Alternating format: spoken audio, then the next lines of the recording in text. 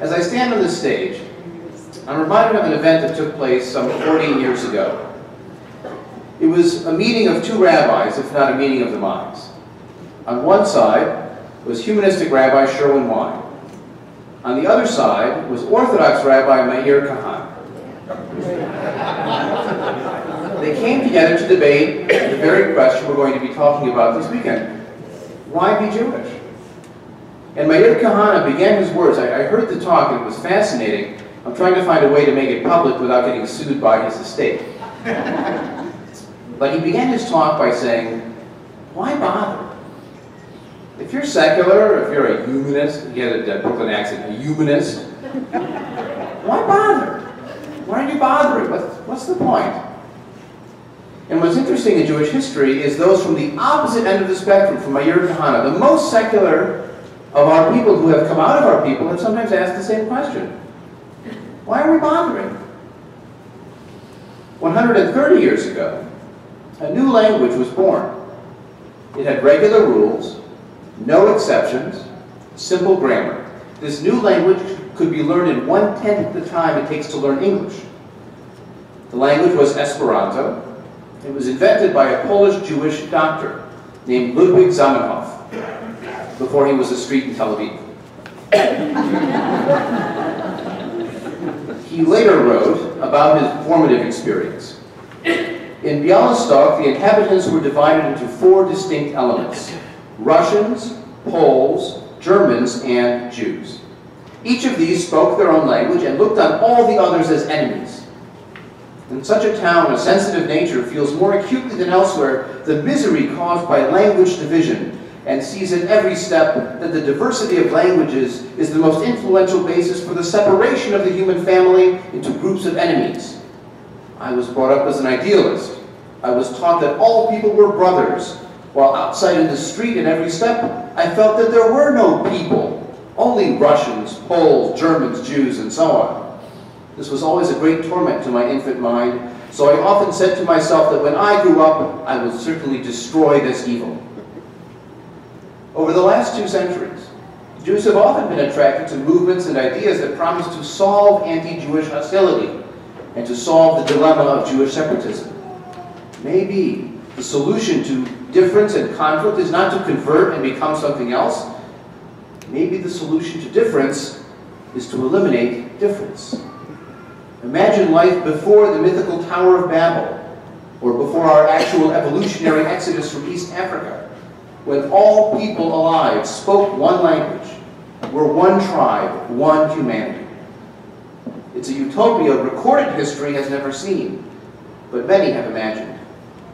Zamenhof himself was a complete universalist. He even refused to join an organization of Jewish Esperantists. Zamenhof did not want to be a Jew, or a Pole, or a Russian, which he could have claimed any of them. Zamenhof wanted to only be a human being, a member of the human family, period. Zamenhof died in 1917, but that's not the end of the story. Ludwig Zamenhof, internationalist, is buried in the main Warsaw Jewish cemetery, near the first chief rabbi of Warsaw and thousands of other Jews. As the Jewish American sociologist Horace Kallen put it in the same era, in his gendered language, men may change their clothes, their politics, their wives, their religions, their philosophies to a greater or lesser extent. They cannot change their grandfathers. Every person lives many identities: humanity, ethnicity, family, philosophy, citizenship, gender, political persuasion, individuality. In his early life, Ludwig Zamenhof was, like every Jew, Jewish and from Poland, and in the Russian Empire, and a doctor, and a man, and many more. I was talking to a couple recently, and the non-Jewish bride of this couple was concerned about signing a ketubah. She felt it would mean that she was no longer who she was. She would be becoming Jewish by signing the ketubah. And I said to her that when you get married, who you are changes by addition, not by subtraction. You are still who you were, but now you are also adding another part to who you are. She will still be who she was before, but now she will also be part of her husband's family, appearing on his family tree as well as hers. And her home will be connected to his family culture just as it will be to hers, no matter how crazy she thinks her new in-laws may be. The reality is that we are not only a function of our individual choices. You can change David Daniel Kaminsky to Danny Kaye, but you cannot change your grandfather. Those people in that culture that came before you, those memories your parents or grandparents gave you of lighting Hanukkah candles or holding Passover seders, they'll be a part of you until a science fiction future where you can erase the memories you don't want. I actually have no personal memory of either of my grandfathers, but I know the stories. I have the pictures that look vaguely like me and more like my parents. I am an heir. And sometimes there are limits to our choices, and not only because we cannot change our grandfathers. Sometimes others choose for us. Communism long had a great appeal for Jews because it promised to end ethnic hatred through international worker solidarity. In the United States in 1947, the International Workers' Order had 15 language sections. The Yiddish language section was 40% of the membership, when Jews were only 4% of the American population. For all that internationalism, however, it wasn't that simple. Leon Trotsky was born Lev Bronstein, and he left behind being Jewish for International Socialism in his teens. But that didn't stop anti-Semites from using Trotsky and Marx's family Jewishness to criticize communism. It didn't stop Stalin from using Trotsky's Jewishness to expel and to murder him and to persecute Soviet Jews in the name of internationalism and universalism. Supposedly the chief rabbi of Moscow said, "Trotsky makes the revolution, the Bronsteins pay the bills." Or consider the case of one Barack Obama. He has one white parent and one black parent. Could he really choose to identify as white, as he has chosen and society has accepted his self-identification primarily as black? Under South African apartheid, there were several racial categories, including black, white, colored or mixed, Malay, Chinese, Indian, other Asian. People were racially classified by 3 factors: physical appearance, social acceptance, and individual descent. And you could petition a committee to change your racial identity.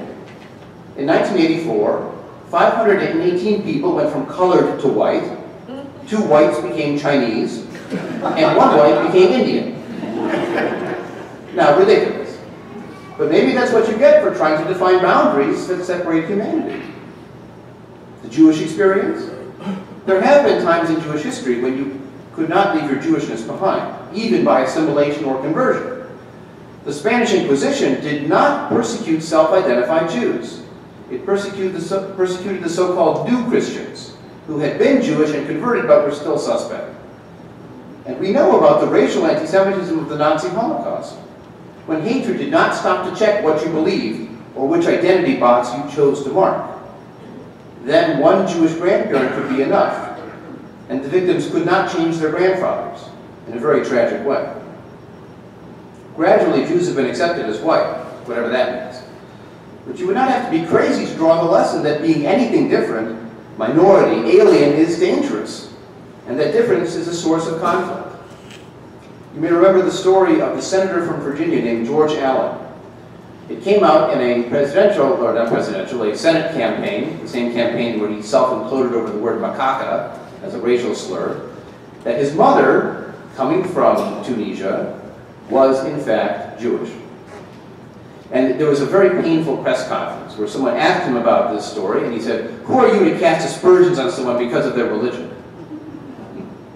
And then the next day, when he had to admit that in fact it was true, his mother was Jewish, he made sure to point out that she made really good pork chops. Now, she had not told the family she was Jewish. She had hidden the fact she was Jewish because her father had been persecuted during the German occupation of Tunisia as a Jew. And the lesson she learned was, it's dangerous to be a Jew. And so I don't want my kids to face that danger. Now, there are positive reasons to identify with humanity as a whole. As Shakespeare's Shylock said, we are fed by the same food, hurt with the same weapons, subject to the same diseases, healed by the same means, warmed and cooled by the same winter and summer. Science, philosophy, art, they all educate and inspire any human of any background. On some level, it is crazy to divide the entire world's population into Jews and non-Jews. 0.2% versus 99.8%. When you're part of a small people like the Jews, it can be tempting to expand your group identity beyond 0.2%. What about the international proletariat? Pioneers of a global language? Even if we wanted it, we do not have absolute freedom to choose who we are. We cannot choose our grandfathers, and we cannot fully determine how others see us. But now our individuality rebels. Who are those people? Who are you to tell me what I cannot do? Whom I can and cannot be? This rebel sees a slippery slope from group identity to groupthink, group responsibility, group limitations. How can I assert my autonomy, my individuality, if people think of me as a label first and unique me second? If I am Jewish, am I implicated in anything any Jew does? If I am part of a group, will they speak for me differently than I would have spoken for myself? Will the group expel me if I think for myself, if I challenge the group consensus? Forget it, says the rebel. No groups, no labels for me. In the end, if we say that people are in charge of their own life, we had better mean it. If they choose to resign, we cannot stand in their way. But group identity is deeply rooted in the human psyche. Everything from family and neighborhood to sports teams up to a cultural and philosophic community. If you don't think sports is a religion, think about the shrines and the uniforms and the holy relics and the halls of fame / saints. I mean, you map it out, it's all there. You root for the team, and you can only root for one team. You cannot root for their rivals, right? It's one or the other. Well, we find, and we have found in humanistic Judaism, that the benefits from being together can be worth the challenges and limitations of getting along.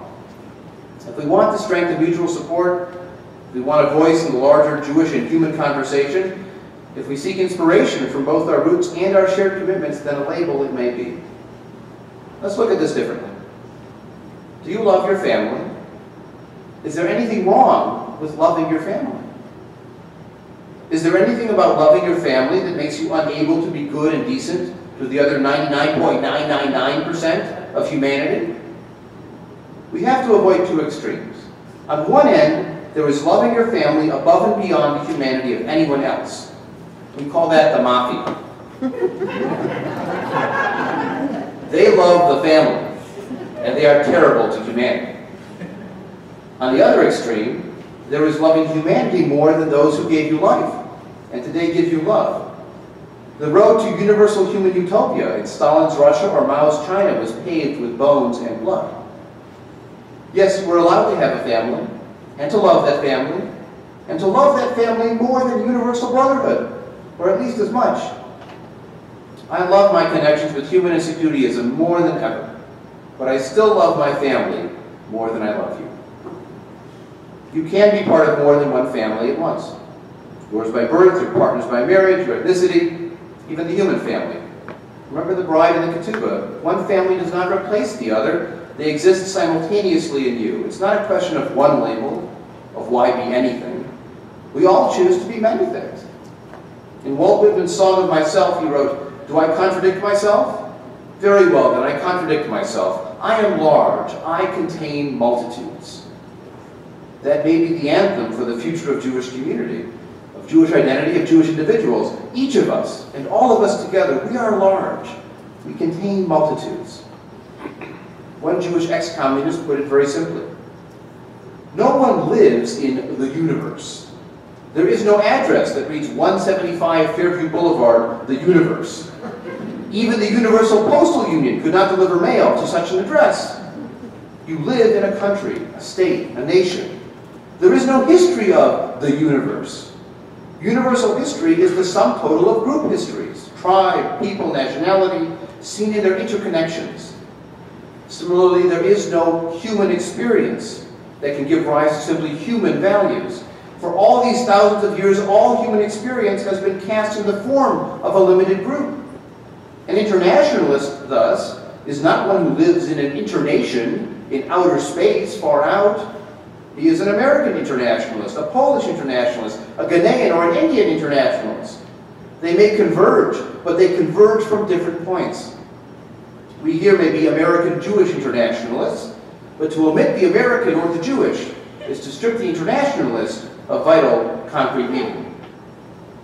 The irony is that the more we understand where we live, the more we accept who we are, the more we learn who our grandfathers and our grandmothers were, the better we understand everyone else. Everyone comes from somewhere. If we drop difference for universalism, we won't understand and appreciate the vast majority of humanity that persists in being who they are. I don't want there to be only Applebee's. I want Chinese takeout. I want drive-thru Mexican. I want Vietnamese Italian fusion cuisine. Only Applebee's? Awful. In that Warsaw Jewish cemetery, not that far from Ludwig Zamenhof, the father of Esperanto, lies Yud Lamed Peretz, a giant of 20th century Yiddish literature. Peretz also welcomed the wider world, but he appreciated the universal from a particular perspective. I am not proposing that we lock ourselves in a spiritual ghetto. We must leave it, he wrote, but with our own soul, with our own spiritual wealth. We must make exchanges, give and take, not beg. Ghetto means impotence. Interchange of culture is the only hope for human growth. Man, the complete man, will be the synthesis of all the varied forms of national culture and experience. To take and continue to be oneself, that is the important thing. It is also difficult, especially for nations that are weak and not independent. That is why we must be more demanding with the Yiddish writer. He has something that is unique. He should not do what others have done. Leave the ghetto, see the world, yes, but with Jewish eyes. If I don't understand what it means to be my something, how can I understand when someone else wants to be who they are? The more I connect with my own culture, the more I appreciate the distinctiveness of Korean culture or Lebanese culture. Yes, we have something like that. There's a much better basis for dialogue than, why are you so different from what I want you to be? If people and peoples are already different, don't deny their difference and imagine that they will vanish. Find a balance between what the former British chief rabbi called the dignity of difference and going over the deep end into chauvinism and division. The vision of sociologist Horace Callan, not a melting pot that dissolves difference, but rather a chorus of many voices, each singing a rather different tune. What shall this cacophony become? A unison or a harmony? A unison or a harmony? Everyone singing the same note, or different notes coming together to make a fuller anthem? To my ear, harmony is much richer through diversity, a more beautiful world in many colors. So now, if I've sold you on the possibility, even the desirability of being something, we still have to answer, why be Jewish? Or at least Jewish. As Paul Golan of the Jewish Outreach Institute put it at Colloquium 2012, and we'll be back again on Sunday morning, and part of the panel on Saturday, he said that previous generations were Jewish before they knew it. They were Jewish by birth, Jewish by language, Jewish by neighborhood, Jewish by immigrant and ethnic culture. They wondered how to balance being Jewish and being American, or universal. Today the question has shifted. With all of my possible identities, my possible connections and opportunities, why should being Jewish be important to me? Why should being Jewish even be on the list? When I was graduating from college with a degree in Judaic Studies, I was offered an ownership track position with a family business. Now, I had already decided to become a humanistic rabbi, so I respectfully declined, saying something like, I'm not that interested in sales. What do I do as a humanistic rabbi? Brochures, websites, marketing, messaging, promotional offers, advertising. As one other note, some of you were looking at the book table that opens tomorrow at noon, special colloquium pricing in time for Hanukkah. Now I'm selling something different. I'm selling community. To some extent, I'm selling myself. The art of sales is really the art of persuasion. This is worth it. You should bother. What I'm selling is the value to you of being with us. My congregation, Colloquium, was trying to come up with a eye-catching slogan to advertise the community. One of the finalists, my personal favorite, was cheap and easy. That didn't win. Another one I liked was, we're better than nothing. But the reason why I liked it is that it works in two ways. Not just we're better than nothing, but we are better than nothing. Because some people choose to be nothing, but we are much better than being nothing. We live in a new free market. A free market for ideas and inspiration. When people choose for themselves where they live, what they eat, what they wear, even what they believe, the old answers, the old selling approach just won't work anymore. Imagine that you worked for a Jewish ad agency. We'll call it Mad Mensch.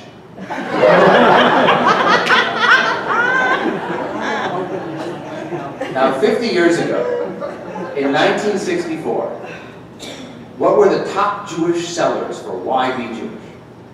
Number one, be Jewish because we made a covenant with God at Mount Sinai.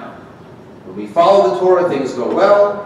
When we break the rules, we ourselves are broken until we repent. Why was the covenant a big seller?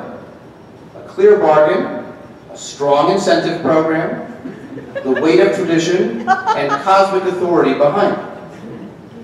Why doesn't the covenant pitch work anymore? Real life never worked that way.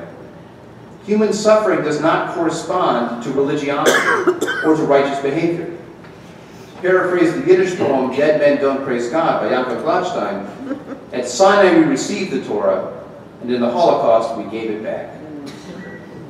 Not to mention the fact that the only proof that the Torah was given at Sinai is in the Torah itself. Archaeology and historical study have undermined the events claimed to have actually happened. As powerful a story as it may be, no Sinai, no covenant, no deal. Another pitch. Be Jewish because we are the chosen people. Not only are we the favorite child of a cosmic father, we created ethics. We are the most brilliant scientists, the funniest comedians. We have the best families and the richest traditions. And even though you shouldn't say it too loudly, the rest of the world is somewhat lesser than we.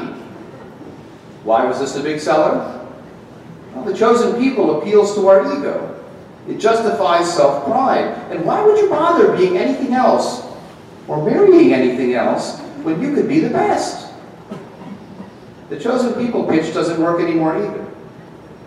At a certain point in your personal development, I hope you outgrew the sense that everything revolves around you. What I call the meocentric theory of the universe. Does it really make sense that the one God of an entire universe of billions of stars would choose one small group of one species on one planet as the most important beings anywhere, the only ones to receive the true story of how everything came to be and what all humanity needs to do in a language that's hard to learn and nobody speaks?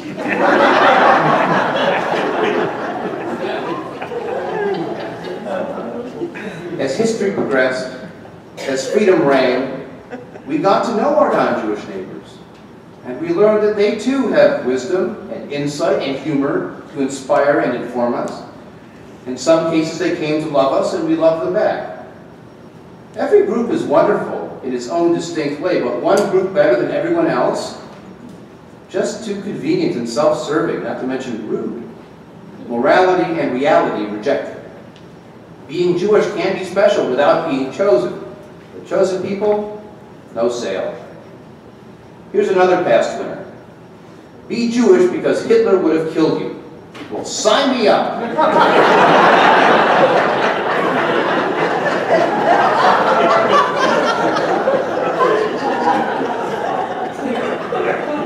For a generation, remembering the Holocaust and staying Jewish to deny Hitler's victory was a powerful motivation. But we have to realize that World War II ended almost 70 years ago.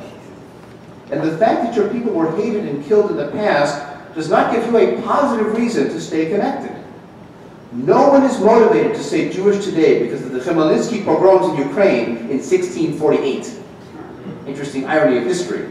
One of the Ukrainian naval ships that was taken over by the Russians when they took over Crimea was called the Khmelnytsky. Now, my response was the pogromist, but for them it's a national hero. But again, it was 1648. You cannot build a healthy, vibrant, living identity exclusively on fear and trauma and anger. I sometimes define history as what happened before you were paying attention. The bar and bat mitzvah students that I'm tutoring today were born after 9/11. Were born after 9/11. For a child born today, in 2014, 9/11 might as well be Pearl Harbor. They can learn from it, but they cannot live in it or live for it. Yes, sometimes products do sell out of fear. But for Jewish identity to be a positive part of our lives, we need reasons to be Jewish. The absolute closer, the pitch that worked better in 1964 than all the rest combined. Your ancestors survived the Inquisition, pogroms, persecution, migration, Holocaust, anti-Semitism, and now you're giving up? The award winner, the first, best, and last resort to keep you Jewish 50 years ago? Guilt. Have you no loyalty? Don't you love your grandfather? At long last, have you no sense of decency? How could you be the one to break the golden chain of Jewish tradition, 4,000 years of pain and tears and joy and Judaism? You can feel the power, the pull on the heartstrings, the weight of years of expectations and disappointment and emotions, the manipulation. But guilt doesn't work so well now in the free market. People in 1964 who refused to buy cars from Germans or the Japs now have children and grandchildren with Toyota Priuses, or Prius.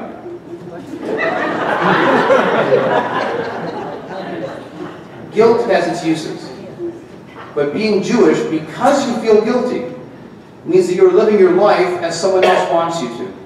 Someone else's values and choices. The clear truth of Jewish identity and community today is that it is far easier for people to just tune out the guilt trip and do something that makes them feel good about themselves. If you're only Jewish lest you feel guilty that you've broken the covenant, if you're only Jewish lest you betray your grandparents and finish the work of the Holocaust, then how does your Jewishness improve your life, inspire you, motivate you to deepen your connection? If your only ties to being Jewish are negative and painful, then you may endure it once or twice a year like a dentist appointment, but you'll run away as soon as you can, and you may never come back. Sorry to the dentist.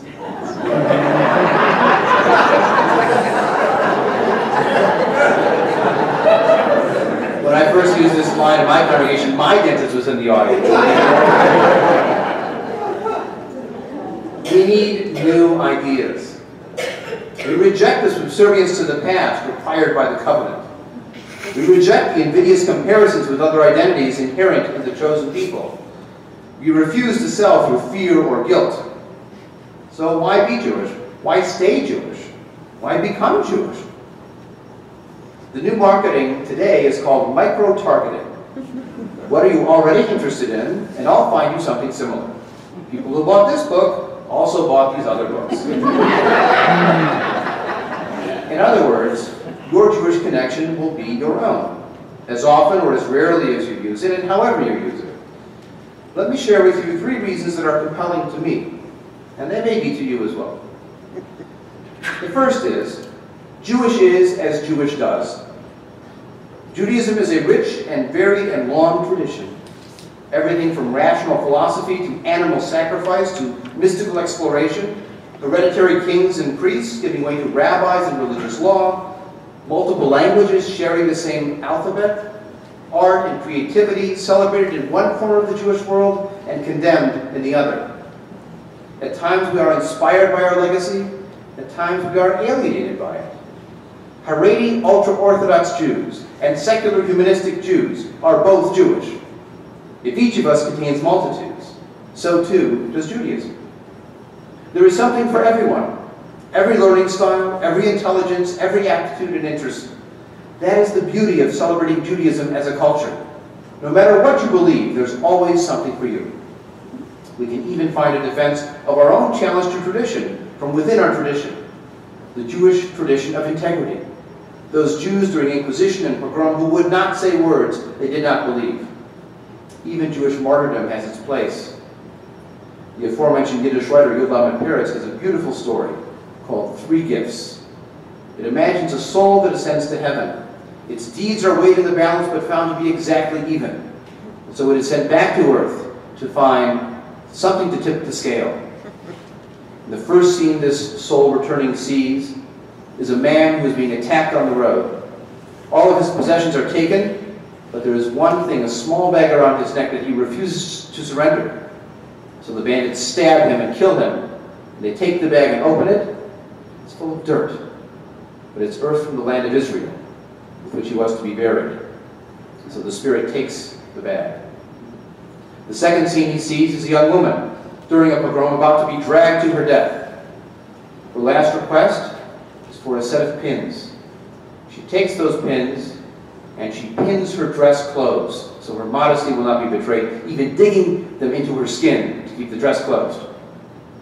So the spirit takes one of the bloody pins. And the third scene is a man going through a gauntlet of soldiers, beating him with sticks, and one of them knocks off his yarmulke. And the man has a choice. He can go back to the gauntlet, to pick it up, or go on without it. And he goes back. It is killed.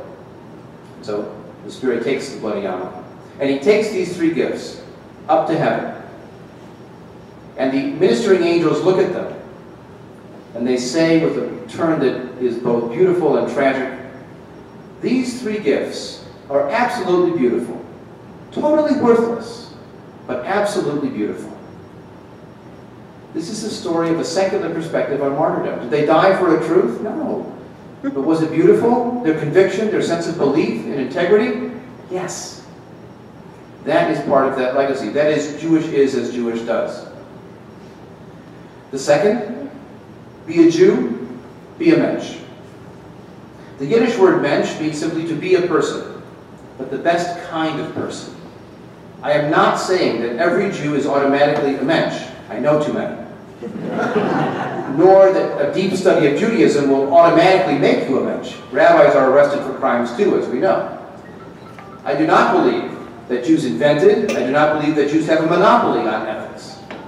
Nevertheless, there are values articulated in Jewish culture that we do celebrate. An emphasis on literacy and learning that we have broadened to include both men and women, and secularized beyond the Talmud. An ethic of community responsibility and mutual support, combined with a work ethic of individual success. Jews have often celebrated brains over brawn, welcome respite from today's athlete worship and occasionally violent militarism. We have found humor an antidote to the dashed promises of faith. When life doesn't turn out as you expect, you can laugh, you can cry, and we've done both. We have our failings, but that makes us human. One example. Traditionally on the high holidays, it was not only about divine forgiveness, but also human forgiveness. You don't just ask forgiveness from someone else, but you also have to offer forgiveness if a sincere apology is made to you. And this means making yourself available to someone who has wronged you to give them the opportunity to make it right.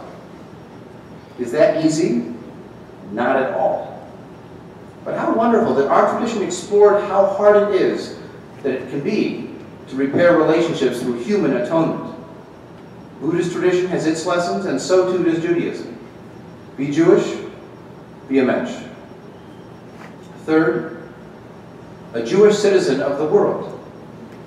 In the last few centuries, Jews have become a prototype of a globalized identity, living within and fluent with other cultures, but also distinct and separate in their own way. A world people with different daily languages, but a common identity beyond that of city or country. Sometimes it gave us the outsider's perspective, letting us challenge convention like Freud's theories on sex or Einstein's relativity. At all times it gave us the ability to think beyond our personal identity, since we always had more than one. Because of this dual connection, Jews have been accused of being rootless cosmopolitans, citizens of the world with no allegiance to the people among whom they live. But the more people who circulate in a global economy, the world will need rooted cosmopolitans, people who have a global perspective and awareness, but still know who they are and where they come from. If you are Jewish, if you become Jewish, that rootedness can find deep origins in the Jewish experience, and so too can that universal perspective, a Jewish citizen of the world. In the end, I suspect that I am still Jewish because I am stubborn, and that is definitely a Jewish tradition. We have called ourselves a stiff-necked people. We can be a pain in the neck, or as Henny Youngman said, some have a lower opinion of us. More than Jews have kept being stubborn. Being stubborn has kept the Jews. You do not get to tell me that I don't get to be Jewish. I am still here, and I am still Jewish because I'm going to fight for the right to be who I am, on my own terms. If you won't accept me, if you don't think that I am Jewish, or you don't think that what I do is Judaism, that's your problem, not mine. If I lived my life by your standards, it would be your life, not mine. And I refuse to surrender being Jewish to you. Even the Jewish values I reject, chauvinism, anti-feminism, insularity, they are skeletons in my closet, not on my family tree. It's good to be passionate about things in life. Why not this? Who sold? Am I only selling to myself? Well, I have to start there. Remember Cy Sperling of the Hair Club for Men? I'm not only the president of the Hair Club for Men, I'm also a client. I'm not only someone who's paid to be Jewish, I'm a Jew. And that identity provides meaning and inspiration to my life. If the best sales pitch for why be anything, why be Jewish, that I can offer is a personal testimonial, then here it is. My first time in Israel, I took a trip one day to see the Western Wall, the Kotel. And I knew a lot about the history of that place that should have disconnected me from the experience. I knew, for example, that I'd forgotten my baseball cap and I had to wear a silly paper yarmulke that they make you wear to go to the front of the wall. It's the price of admission for men, at least. I also knew that that big open plaza that's there didn't used to be there. If you saw pictures of Jerusalem before 1967, there was a fifth quarter of Jerusalem. It was called the Mughrabi Quarter, the Moroccan Quarter. There were buildings there, and they're not there now. I knew also that the wall is part of a mount that is also called the Temple Mount, or Haram al-Sharif, claimed as a holy site in Islam as well. And so it is a source of conflict and tension to this day, as we know very well. I knew that this was a gender-segregated space where women were kept on one side and men on the other, even more so now than it was 20 years ago, and even more so 20 years ago than it was 50 years ago. I knew all of that. And I knew there were little pieces of paper in the wall representing hopes and prayers for the future. I did not bring a piece of paper. When I got to the front, and I touched those stones, I felt how smooth they were. And I realized they were smooth because of all the generations of my people who had touched those stones. It was electric. It didn't need to be supernatural, the temple, God, tradition. It was my family, it was my past, it was roots, it was history, it was a transcendence in the smoothness of those stones. That moment deepened my life, and it continues to deepen my life. I can still feel those stones. If you can feel it too, then you know why it's good to be something. It's good to be somebody, to know who you are, and to live it well. We are large, we contain multitudes. In all of our contradictions and complexity, the wisdom of America's founding motto still applies. E pluribus unum, from many, one. Shabbat Shalom.